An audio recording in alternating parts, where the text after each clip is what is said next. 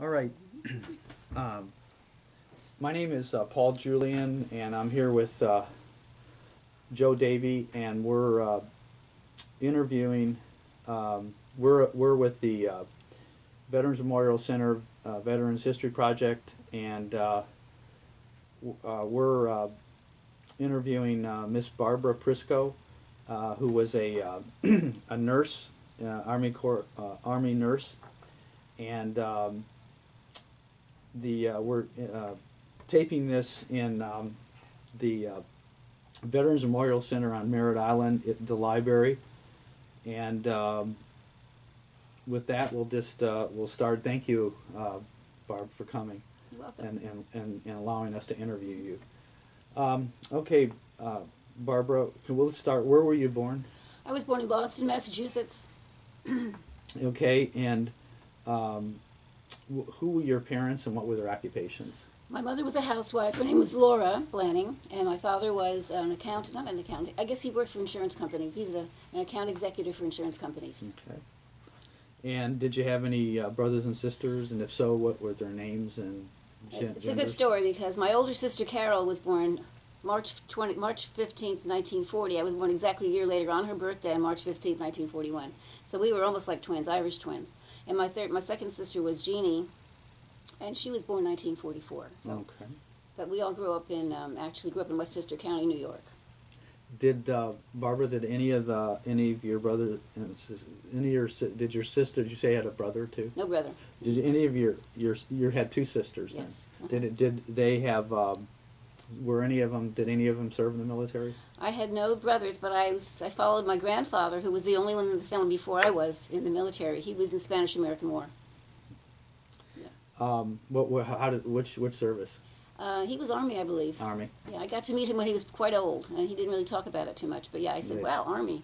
And And I'd always wanted to be in the Army because I loved soldiers. When we were kids, we grew up, well, we lived in Tampa, and MacDill Air Force Base was down there, I guess. So I saw all the soldiers. I always wanted to be a soldier because I saw all the soldiers.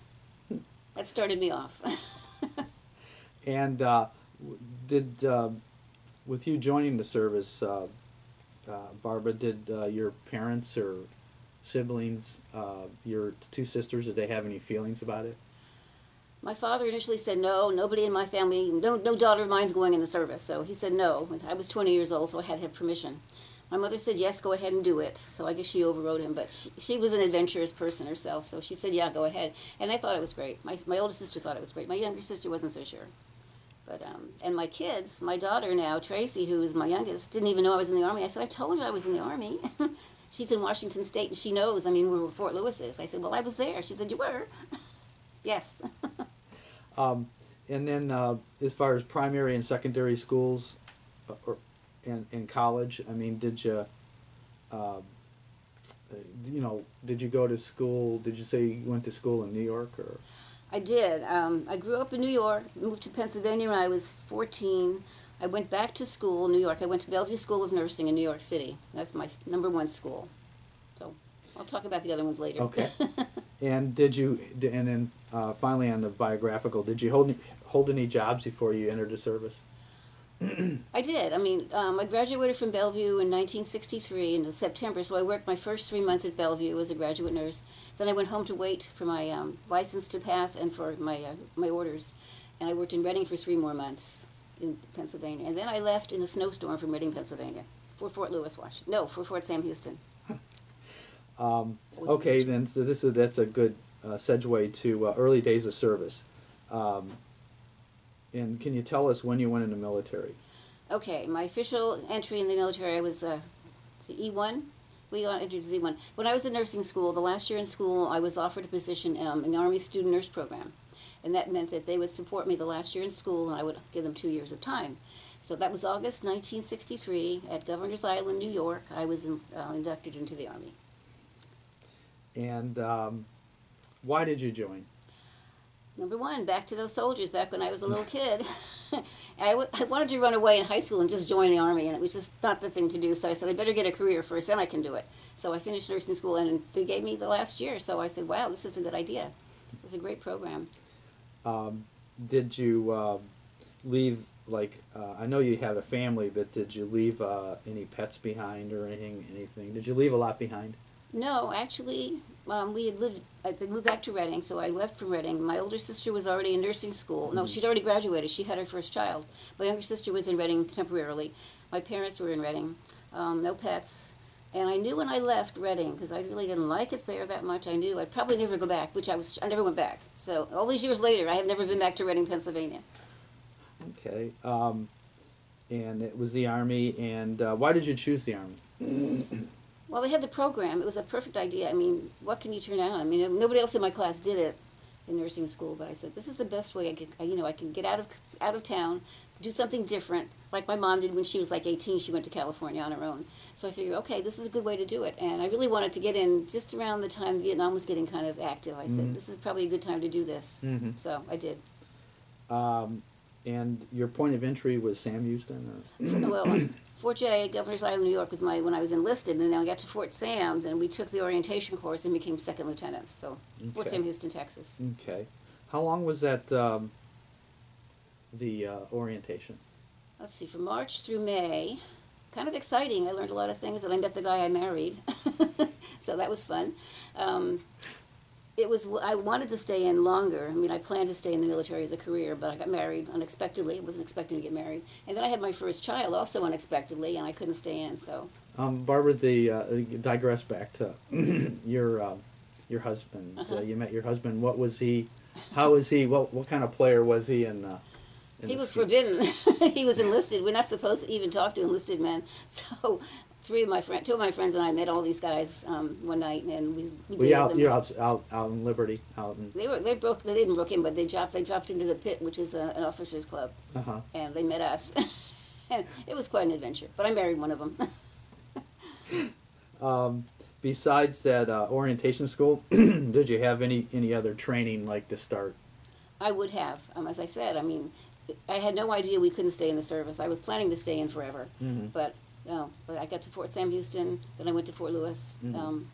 So how long were you at Sam Houston? 2 months there, and then Fort Lewis for 3 months. Okay. Yeah, 4 months. 4 months, okay. Yeah. Okay. And then you had the baby? Yeah. Okay. She's now a grandmother, so yes, it was meant to be. Well, okay, then what was your most vivid memory of the time in training or in school as far as the military?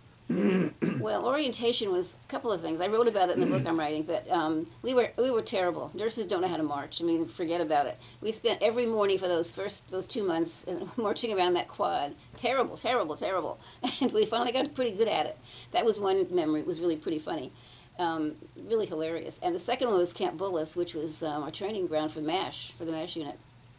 And that was really something. That was Texas in March and April was very hot. Horrible. Camp Bullis is out in the wilderness in Texas. It would have been okay, but we had caterpillars. Over 1,000 caterpillars infested Camp Bullis. When we were there, they were everywhere, on our beds, everywhere, on the ground, and falling into the food on the mess tables. They had to bust us out of there and get rid of the caterpillars, and then bring us back in. That was my most vivid memory. Yuck. And was that your worst part? That was the worst, but I really enjoyed it. You know, I enjoyed everything about it. I had no idea I would be leaving the service, so I really liked it. Yeah. I liked Fort Sam. It was a beautiful place, very interesting. I soaked it all up. It was wonderful. But then I went to Fort Lewis, which was fine. I got married, went to Fort Lewis. I would have stayed. And was there any ado or anything with marrying the enlisted or no? Oh, no, because by that time, he was from California. They were all from California on the National Guard, but they were enlisted. Well, the three of us who did it, I guess we were not the only ones who ever did that, but by the time he was finished and I left, it didn't make any difference because he was out of the service. Okay. Does any particular instructor stand out in your mind? Yeah, our tactical officer, the drill officer, poor man. He was a pharmacist by trade. I don't know how he got roped into doing that, but he faced an impossible situation. You cannot imagine how funny we looked. Really, nurses don't know how to march. So let's see. Did you have to qualify qualify in anything in nursing? Did you have to get certified or qualified for that training that you had? Oh, nursing. Well, nursing is that in those days it was a 3-year program, 36 months. When I graduated, I got my diploma, and we had to pass the state bar, the state board of nursing in New York State. I had to pass that before I got into the Army. So yeah, I had to get my license, and I then see. it was good enough. I passed well enough that when I went to California after the Army, I just got to automatically get licensed. But yeah, that was the big thing. Great. If you didn't pass that, you couldn't be a nurse. You had to pass. That's like, is that the registered? Yeah, yeah. It was pretty. It was a 2 day. Oh, it was a 2 day thing, and now nurses 2 day the exam. 2 days, 8 hours each day. Wow. Nurses these days can take like an hour, and if they can answer certain questions, they're done. They're finished, which is to me really crazy. Yeah. Seeing they lowered the bar really. They lowered the bar. I mean, I went to Bellevue, which is a very famous school, and I mean, I've heard of just surviving Bellevue was number one. Number two, to get licensed the first time. The best part of that exam was the psychiatric part because Bellevue was big on psych. So Yeah, and yeah. psych, and then I saw in the news about 3 months ago, it's big in COVID too. It's big. Oh dealing yeah, with I'm that. sure it's one of the main centers. I went to the old Bellevue, which was like 1,800 buildings. They tore them all down in 1967. But the old buildings had nothing, and we had no technology, no air conditioning. I mean, 20-foot ceilings. I mean, and it was awful. It was the most hard. It was like being at war Really. in New York City. Really. Yeah. So we made it. Those of us who graduated were Bellevue nurses. Yeah. And Barbara, did you receive any promotions? In the military? Mm-hmm. Not when I first. Well, I went from E1 to second lieutenant, and then when I was in the Ready Reserve, 1993 to 96, I got to be a first lieutenant. But that's all. I didn't go Okay. any further. Okay. And what was the hardest part of that time that short time you were in, as far as military lifestyle? You know, what was the hardest part of the military lifestyle for you to adapt to? I hated driving 25 miles an hour around the post.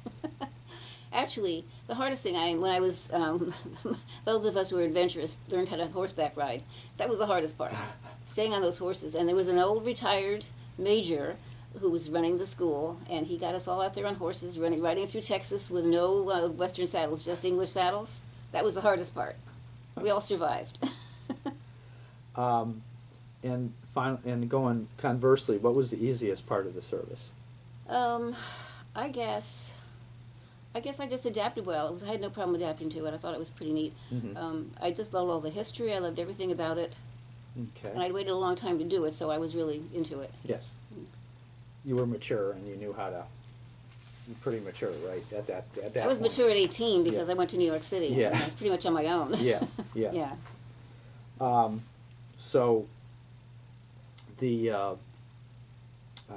so you got out, but then did you say that you went back into the reserves a little later? I did. Let's see. It was 1989. Mm-hmm. I was looking back at just going to law school. By then I was working as an emergency room nurse and going to law school. So I started that, and then I took I took a call from one of the recruiters in our area, and I said, well, yeah, I guess I could do that. I could do reserves. It's only one time a month, and I wanted to pay back the time I didn't give them. Mm-hmm. So I said, I'll do it. It was fine. That was fine, too. It was a military, it was a reserve station in Sacramento. Mm-hmm. But what happened was I was already in law school, and I was already working full-time in an emergency room, so I said, this is a bit much. I mean, Yeah. I'm going to explode if I do all this. So I asked if I could go into Ready Reserves, Mm-hmm. and I stayed in that till 1996. Okay. Yeah. I felt I still owed them something. Mm-hmm. I didn't have to, but I still owed them Did you something. do any? So you were just made yourself available, huh? Yeah. Okay. Because right around that time, let's see, the first Gulf War was coming up. First, the Gulf War, Desert Storm, Desert Shield was like in 1990.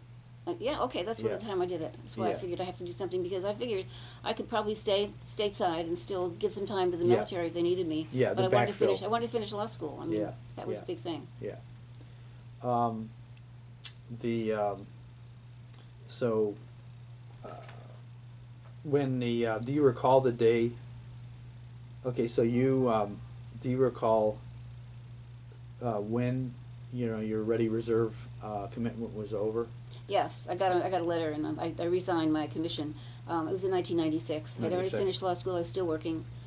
You finished or didn't? I did. You did. I got my JD. Okay. But by then I was working, and I had a long career. I mean, I decided I did not want to pursue law any further. I was working in nursing. I was already a nurse. I mean, I've actually done it.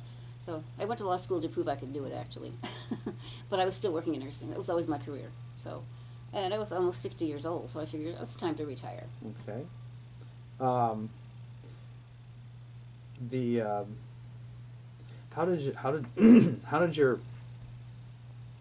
What did your family, whether your husband or if your parents are still around, or the community where you lived, what did they think about the fact that that you even went into service, and that you turned around and volunteered for the Ready Reserve? Normally we won't. Normally, in my experience, and I was a reservist for 39 years, but a reservist, especially, I don't know about an officer, but enlisted, they won't do it unless they get paid. Oh, I didn't do it for pay. Yeah. I did it because I thought I went back to college on the GI Bill, so that to backtrack. So I thought, because I got out of the service early and I went to college on the GI Bill, which I'd not expected to get, I said, I still owe them something. So I did it. My second husband, I was married a second time, he was against it, my going in. But He was against it. He was against everything else I wanted to do also, so I said, I married you, I told you I have a career, I'm going to be doing what I want to do, and this is important to me, so he went along with it. Okay. Yeah. Let me just digress back into your family life. Did you mention before that you did have children? I had children. I had 3 children in my first marriage, and with John, my second husband, I got his 3 children as well. And altogether, we had 8 grandchildren and 2 great-grandchildren, plus all those kids. And what did Barbara? What did the children think about your? What you thought the debt you owed to the service, even though they pretty much put you out before you wanted to be put out, but you still went in the Ready Reserve. And I think it's significant, and I'm bringing this up because if we fast forward to the new millennium, and especially 2001, the reserves were totally changed in that they, if you talk, and especially the Army, they'll take Army Reserve units on a cyclical basis, and they'll send them. They sent them over to Iraq and Afghanistan for like 9 months, a year. They'll bring them back, and they'll be in the reserves. A month, 2 days a month, right? A weekend a month, and then 2 years later they'll send them back over for 9 or 12 months. So the reserves of the 20th century were much different, or the reserves of the 21st century, this century, is much different than the prior century. That they would actually, the reserves weren't just a weekend a month and 2 weeks a year. Really they were sending them for deployments. I think I would have been too old to go. And I would have done it if I were called to. But I had 3 children. My son didn't care one way or the other. He thought I was okay. My older daughter, I've got children who are very smart. Both my daughters are very smart and done very well in life, and they admire all the things I've done. And my sister admired everything I did. But not everybody thought it was a great idea. My parents were pretty old by then, but I think my mother thought it was still a good idea. My dad still didn't like the idea. He was almost 80. He said, "I don't want my kids in the military," but that's what it is. I was going to be what I was going to be. Yeah. So. If my husband didn't like it, I'm sorry, but this is what it is. I mean, this is what I feel I have to do. And I think that was impressive that you thought you owed a debt, because for a person like you, as far as me, being around the military and veterans, they feel entitled, and they feel that if they sign up, irregardless of what they might gain from it, when they get out, they figure that the government still needs to keep, and that's and the fact that that you acknowledged, you stated to me, hey, I got the GI Bill and I was able to get further my education, and I owe. That's kind of like not what I'm used to hearing. So that's very impressive, Barbara. Well, that's how I feel. I mean, and I'm glad I'm doing this, because this is also part of what I think I can. And it's not that so much as I owe anymore, but I feel an obligation. Yes, ma'am. Let's put it that way. Yes. I was raised by a very, very good mother, I think. My dad also, but And also, it's interesting. Why give up doing what you can do if you can give some help to somebody? Keep on going. You know. It's not, you sound like a nurse. That's what a nurse says. Yeah. And then to say you said the GI Bill did help you further your career goals. Yes. Uh-huh. And then was it, Barb, did you use it for law school, or did you use it for nursing, or both? Actually, I intended to go back to college on the GI Bill to get my degree in nursing, but good story here, California at the time did not accept New York State, especially Bellevue, education, which I was furious when I heard about it. This is NYU was our school, NYU Bellevue School of Nursing. They would not take any of my credits from there. So I could not get into the program for nurses in California for a BA, a Bachelor of Science.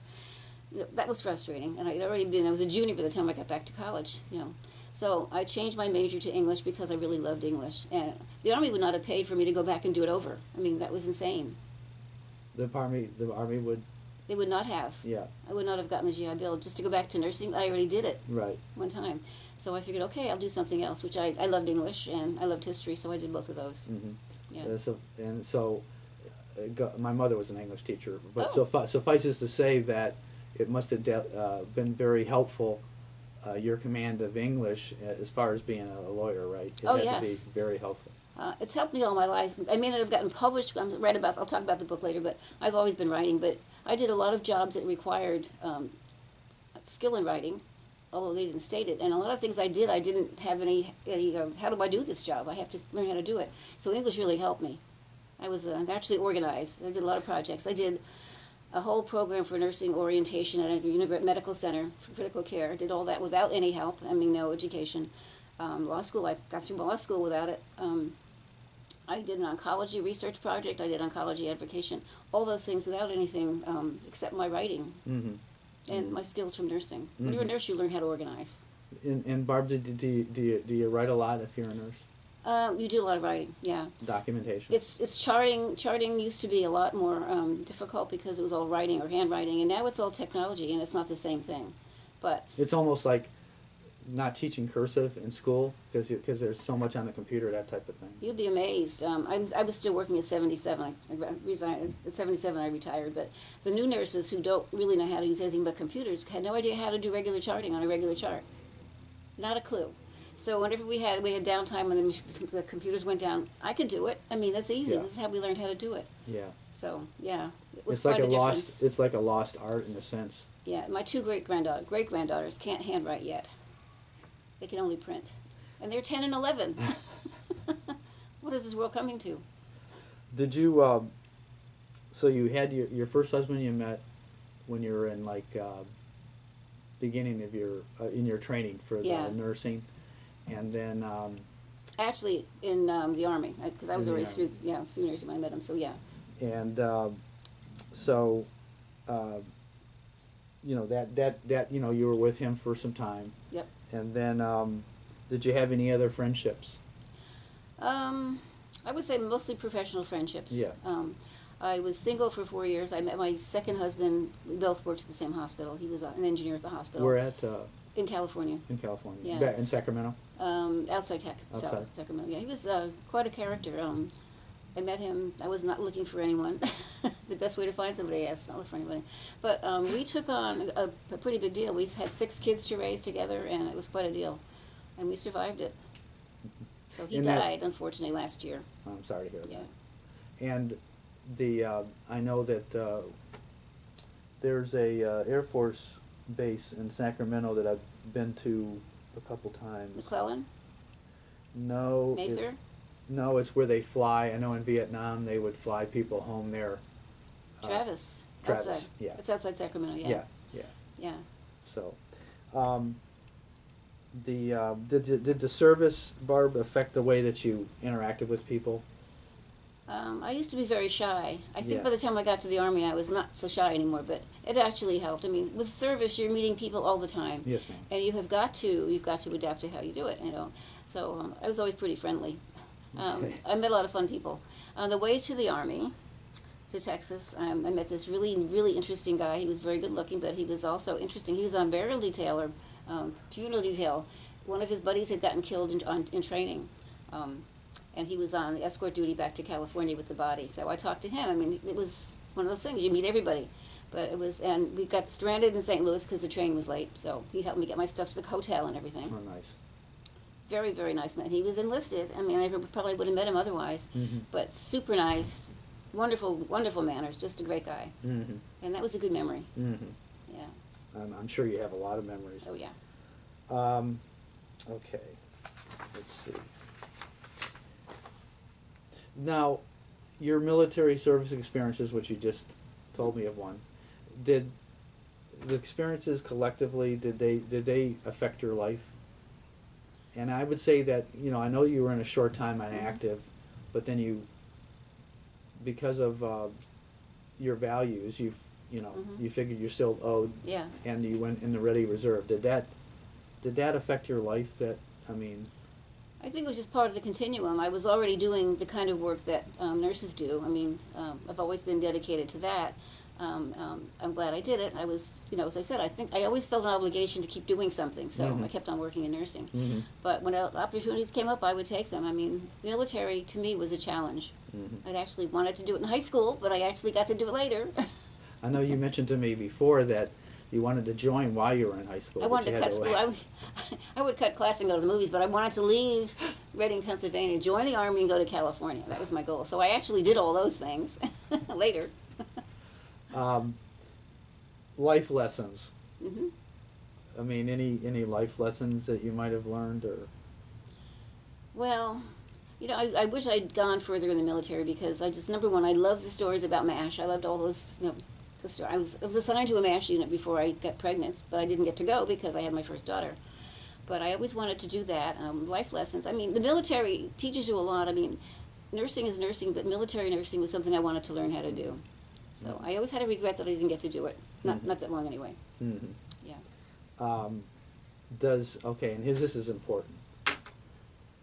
You're like me. You never really were in battle or experienced hostilities. But how has your military service impacted your feelings about war in the military in general?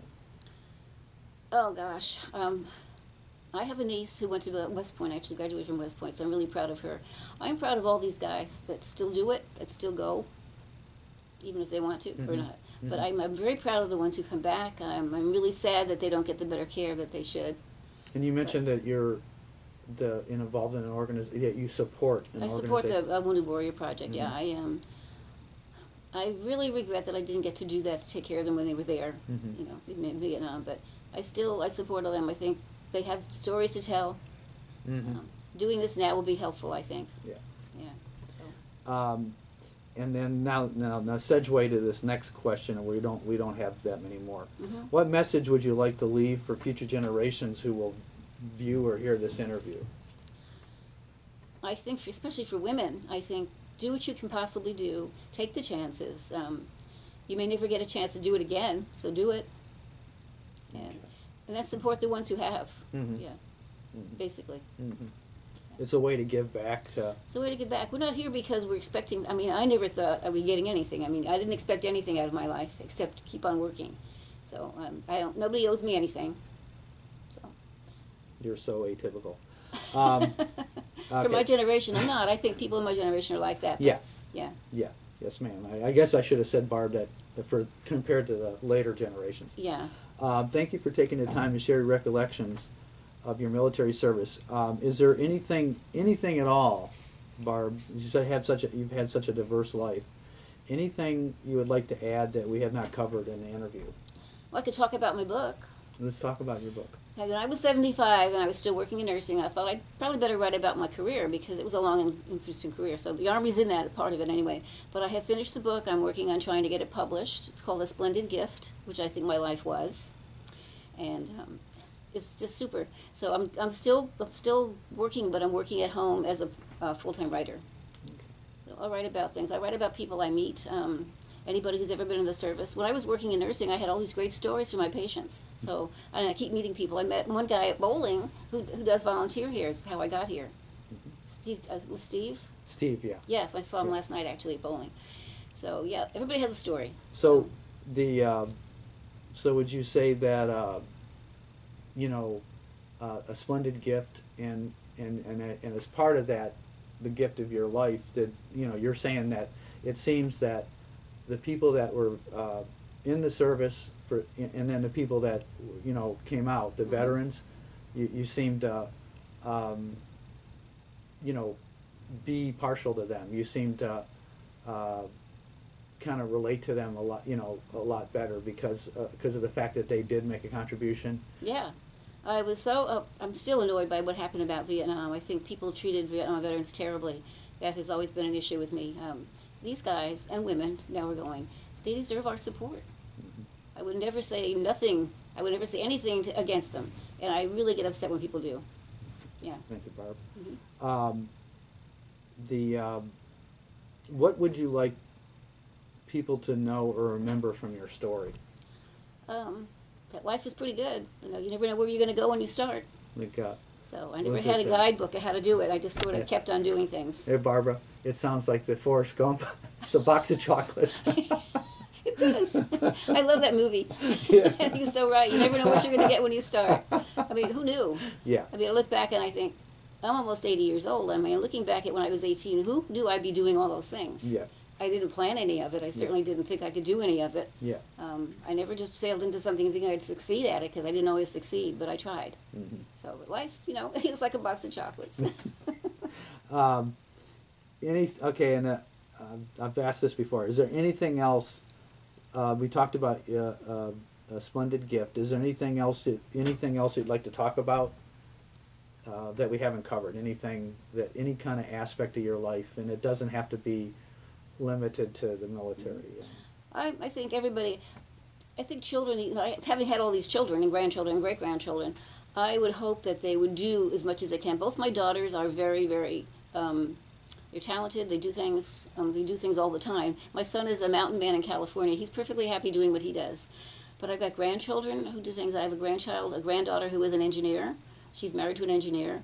I have a grandson who is an EMT paramedic with the fire department. These people do things. I mean, they didn't know me that well, but I mean, I was their mother. But I'm proud of them.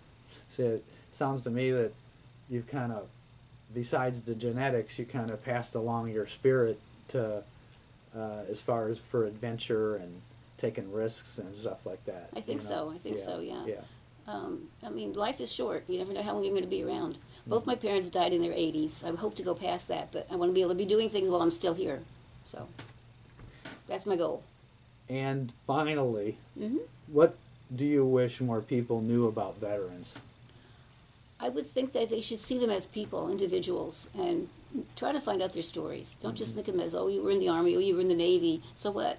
Because the generation now, they don't think about things like that. Mm-hmm. People who are getting on and have done all these things, they like to talk about it. Yeah. And I think it's great. I think people should listen more. There's so many older people who really feel sad about their lives, and they light up when you ask, what did you do when you were, 20 years old or whatever. They like to have some people ask them.